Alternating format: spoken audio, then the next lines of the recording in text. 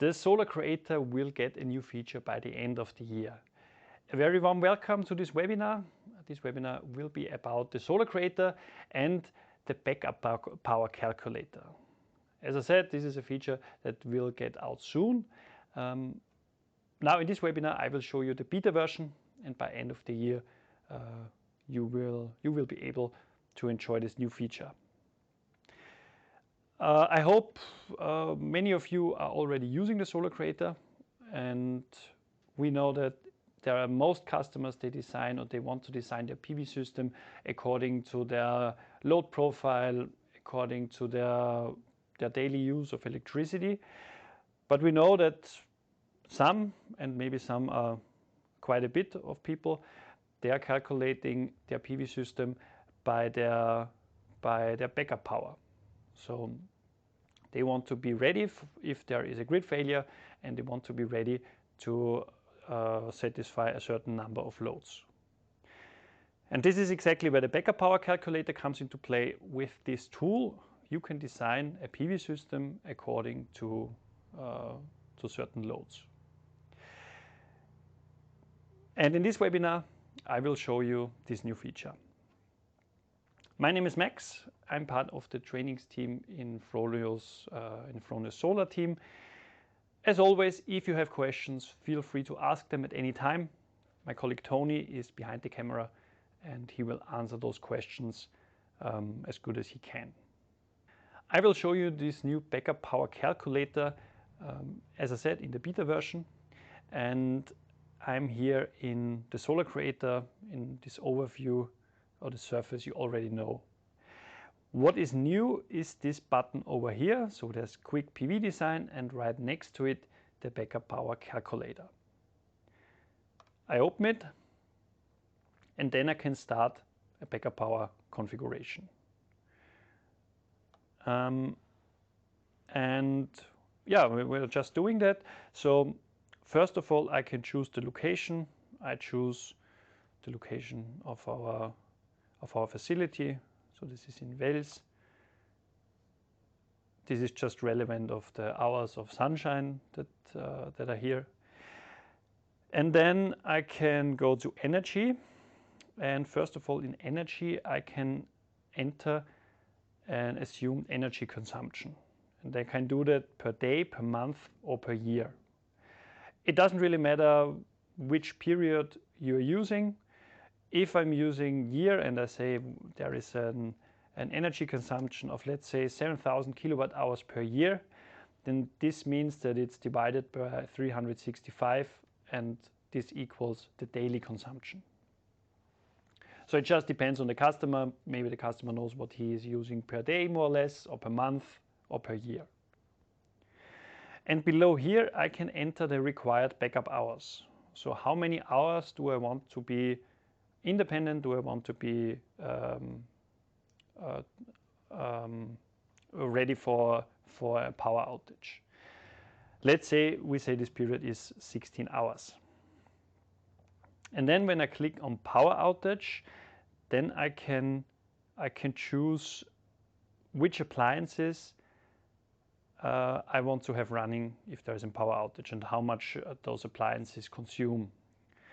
And we do have 4 categories here: basic, regular, advanced, and custom. Basic, those are appliances with very low consumption. So you see this is lighting, for example, computer, microwave, refrigerator, and so on and so forth. Regular, with a bit higher consumption: television, dishwasher, or washing machine. And in advanced, those appliances with a high energy demand: electric stove, oven, air conditioning systems, or maybe an electric vehicle. And as you see, we do have prepared the most common loads, and you can use them if you want. And if you want to add any specific loads, then you just click here on custom, and you can then add specific loads. I already prepared here some. So I prepared a whirlpool. Yeah, and you can add one if you want to. So let's say in this household we assume we want to use lighting, in a case of grid failure, computer, microwave, refrigerator, internet, of course, so on and so forth. You can also set this mark here at refrigerator and then customize it. You see here you can enter continuous power and peak power. So continuous power is what it is using at every moment. Peak power, what does it need for ramping up? Let's say this is, in this case, the refrigerator is running at 100 watts, and for a short moment it can use up to 1000 watt. Average daily operating hours, in the case of a refrigerator, 24 hours. Those are the basic settings, and then you can also do advanced settings. And advanced settings, you can enter the simultaneity factor.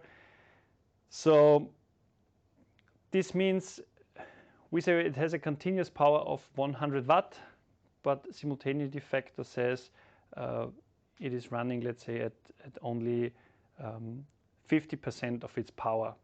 In case of a refrigerator, it probably doesn't make sense. Think of an electric stove. A stove has four plates, but you are using only one. Or let's say you are using two in case of in a backup power scenario. And in that case, the simultaneity factor is 50%. So you're only using 50% of what it usually is taking. And the duty cycle is a very similar setting. Duty cycle makes sense in that case of a refrigerator. So the refrigerator is running at 100 watt, but only for, let's say, it is running for 5 minutes, and then it is 5 minutes again, it is shut down, is not running, and then it's switching on again.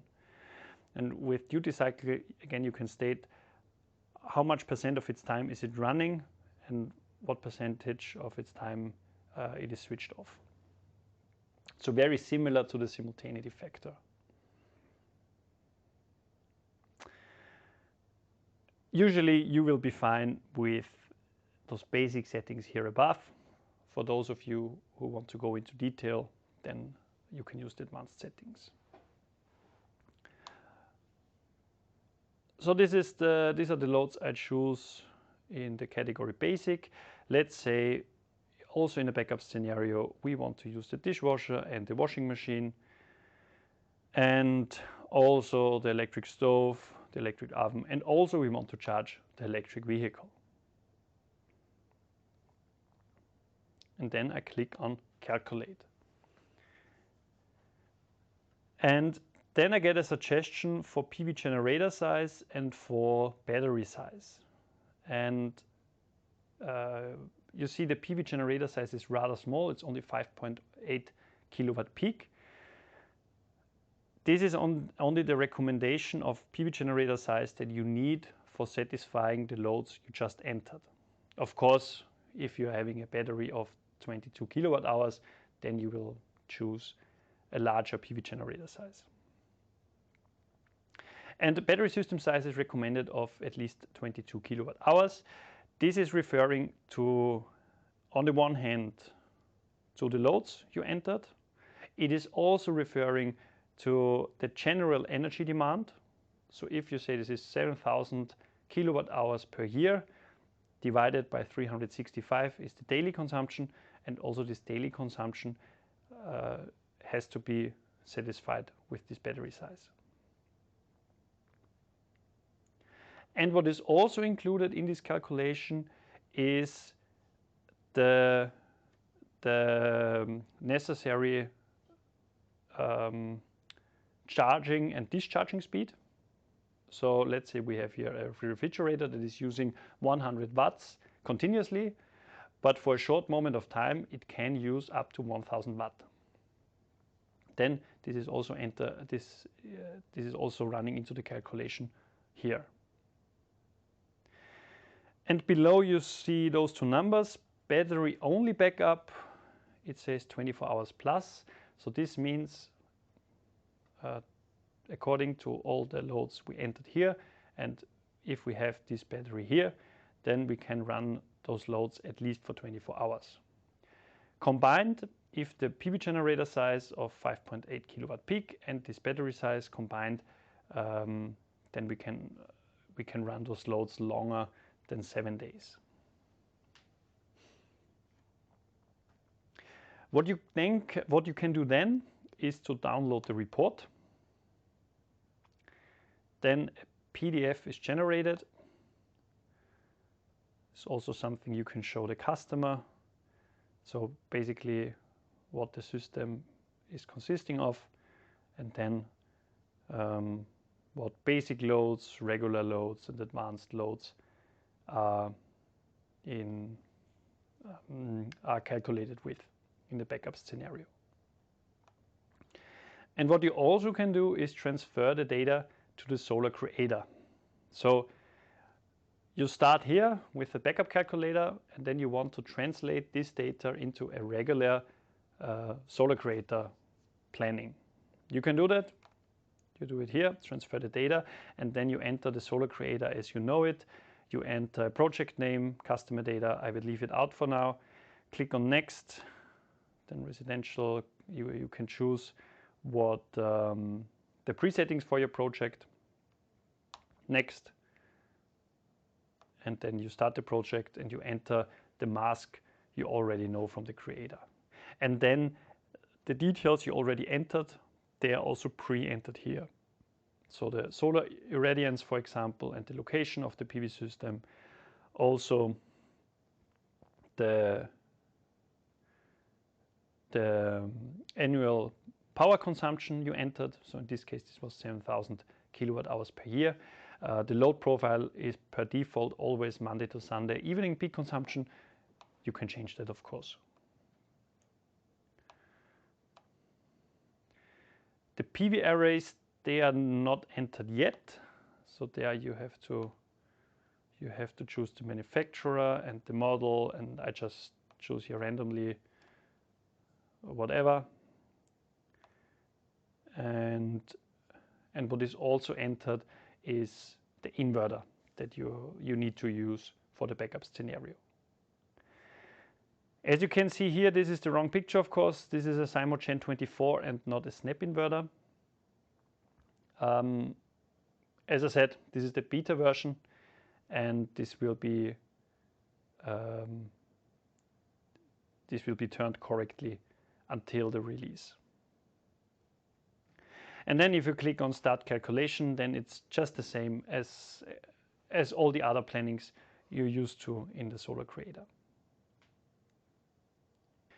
We are getting to an end of this webinar. I showed you a new feature that is available in the Solar.creator, the Backup Power Calculator.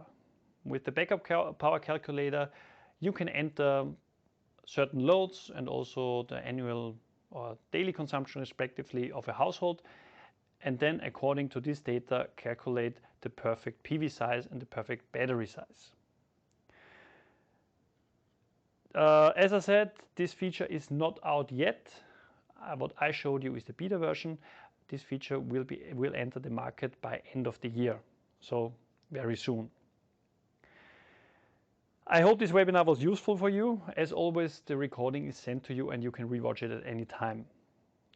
Further documents can be found on our homepage on Fronius.com. There you find the possibility to register for webinars, for online trainings, or also for face-to-face trainings here in Austria. My colleagues and me, we are very happy to welcome you at any of those trainings. And last but not least, a recommendation to click on our YouTube channel. There you find a lot of how-to videos, so short explanation videos. You also find there already held trainings and webinars.